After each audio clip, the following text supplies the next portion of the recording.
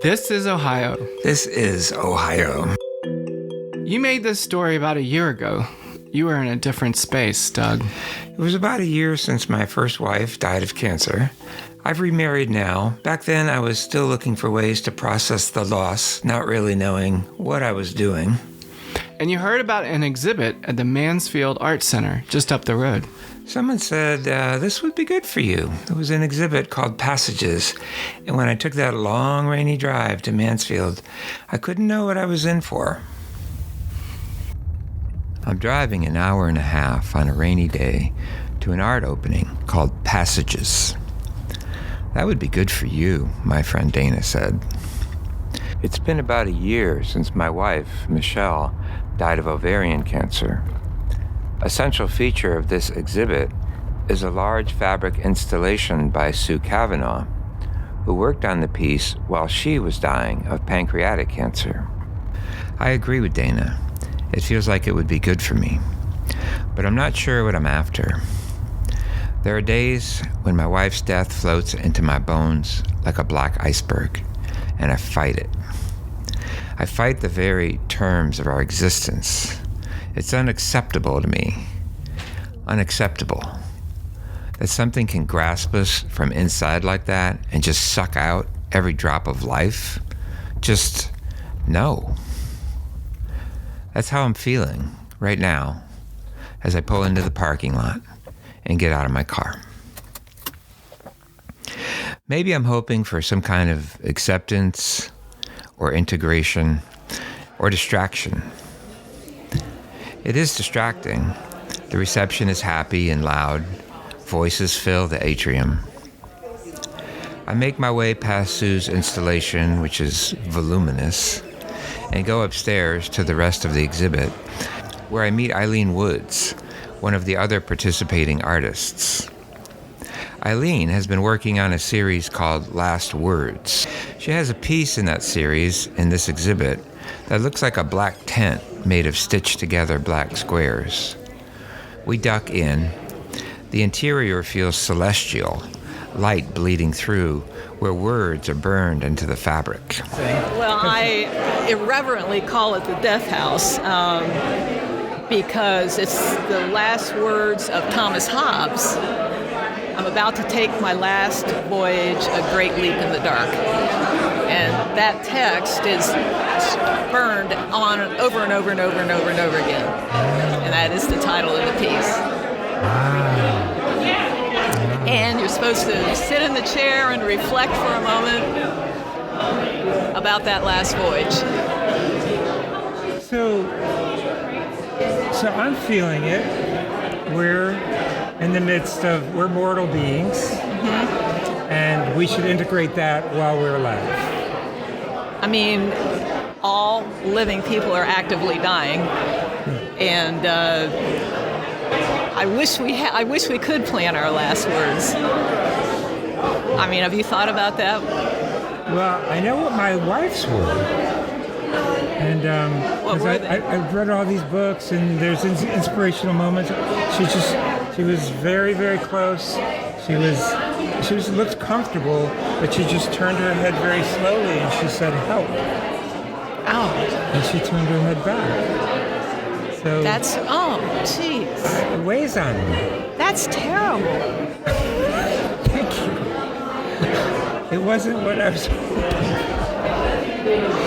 God. The Passages exhibit has been in the planning stages for the past couple of years. Sue had visited the space and designed her large installation specifically for this atrium. Executive Director George Whitten explains what happened next. All of a sudden, I got a call from Sue that she was terminally ill. And it was heart-wrenching. I tried to encourage her. She was concerned that she would never finish the piece. We had talked about hanging a big piece in the atrium for quite a while. I thought that with as much encouraging that I could give her, she finished the piece, was ecstatic, and passed away very shortly after that. I mean, A lot of her friends think it was building this piece for this exhibition that really kept her going in the last days. I think it was for her, it was just the dance of life. She was, every time I talked to her while she was ill and stuff like that, you would never know, I mean, she was always upbeat. We were joking on the phone. We both knew that the other person knew, but... So you're surrounded by imminent mortality, but you dance. Yeah, I mean, I had a doctor tell me once, everybody's well until you're not. It happens that quickly. He said, the doctors can't find everything ahead of time. You're just well until you're not. Participating artists Eileen Woods, Barbara Vogel, and friend Melinda Rosenberg think about what motivated Sue to continue with such an ambitious project even after she became so ill. She titled it Let's Dance, and I even toyed with the idea, well, it's really her last dance. But then I thought, no, she wanted this spirit, this joy, because Sue was joyful. If anything, feisty, joyful, energetic, wacky, and if you read her obit, that kind of tells you about Sue. And I'm sure that she agreed to do this show. She got the news of cancer. There was no way that she was going to let cancer stop her from finishing this piece. I mean, I think her professionalism carried her through the day. And we all have ego, and I think her ego too, She went into hospice, and the story I remember, so the minister came over, hospice minister, and said, let's pray, and she said, hold it. Don't do that. I'm not religious, I'm spiritual though. Let's don't pray, She was very direct. Yeah, she knew herself. Jennifer Beavis, who's in charge of marketing and development at the Art Center, stands on the ground floor and offers a description of Let's Dance. The large panel that forms sort of an S shape that we're standing in the middle of is meant to kind of envelop you and wrap around you. And then above us, we have long dancers that are multicolored, and they kind of move and dance in the air. And then there's also smaller mobile pieces that are brightly colored. So those three elements are her telling the story and saying, let's dance. It's an appreciation of the moment, and know that moments aren't infinite. Jennifer and exhibition chair Tim Gorka were the ones who assembled this piece. They had notes and detailed graphs from Sue's hand and bags of fabric, which were assigned numbers that corresponded with the grid. Tim constructed an aluminum armature from which the installation hangs. He and Jennifer aligned the fabric constructions and installed wire hoops. Some of the panels, however, needed to be stitched together. This would be intimate work. Though Jennifer never met Sue physically, she may be the person who attained the deepest connection to Sue in relation to Let's Dance. We had to get a big lift, obviously, and Tim and I together were on the lift holding these pieces and saying, okay, is this what she wanted? How does this unfurl? This panel is 3 separate pieces. And, making sure that the wiring inside was in the flow that she wanted it to be. And then I had to gently stitch the panels together because there wasn't meant to be a gap, and she wasn't able to be here to do it. So trying to mimic her stitching. What was your relationship with her in that moment that you're doing stitching? So when we were pulling out one of the long dancers out of the bag, we found one of her sewing needles was still inside of it, and it was sticking out from the top. And the moment we found that needle and it was still attached to her stitching, it was very, very powerful to think this was probably the last stitch in this piece that she had made. And when we knew that we had to attach the panels together, we said we're going to use her needle to attach the panels together. So I brought in my grandmother's sewing kit that has been passed down through my family. There's pieces in it that are 100 years old.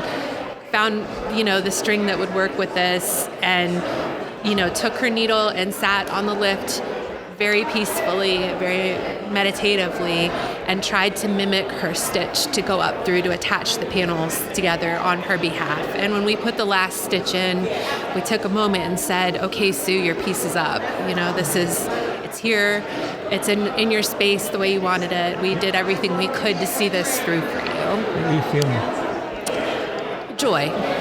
I mean, there's a certain heaviness about it, but there's also a joy in knowing that what she was working so hard towards was done.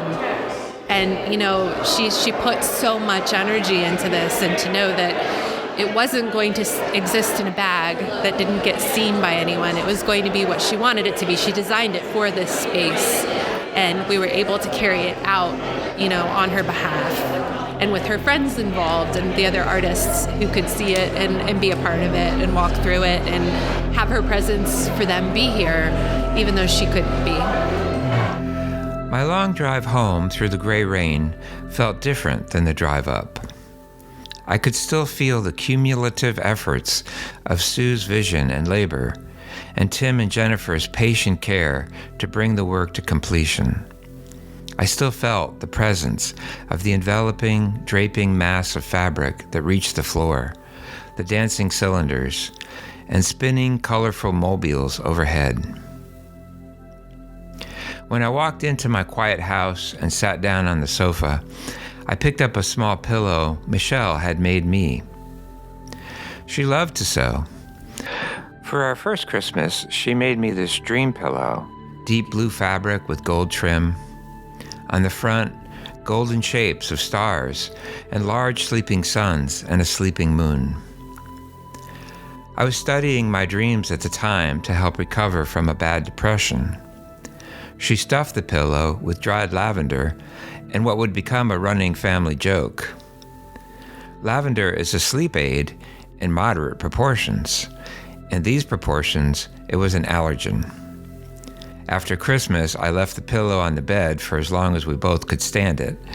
Then I moved it off the bed. Then she moved it to a closet. And soon after, she emptied the dried lavender into a compost pile and folded up the empty fabric. It was always her intention to put foam inside, but life is busy. So it wasn't until Michelle got sick with her own cancer that she picked up sewing again.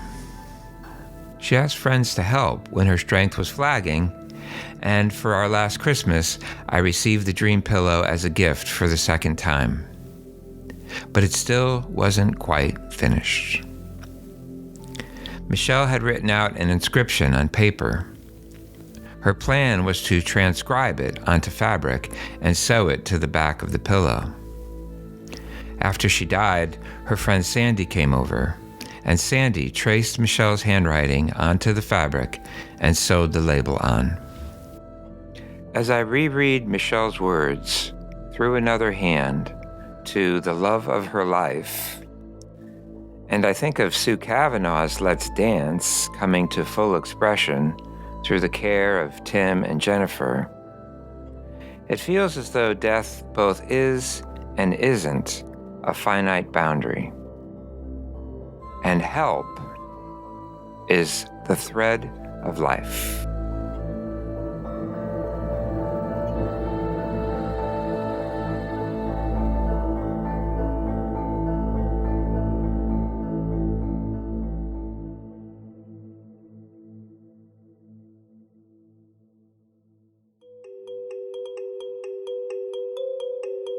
Music for This Is Ohio by Matt Jackford. This story was produced and edited by me, Doug Swift. To see a version with pictures of the exhibit, including Sue Cavenaugh's fabric installation, visit our website at thereportingproject.org. Thanks for listening. See you next time.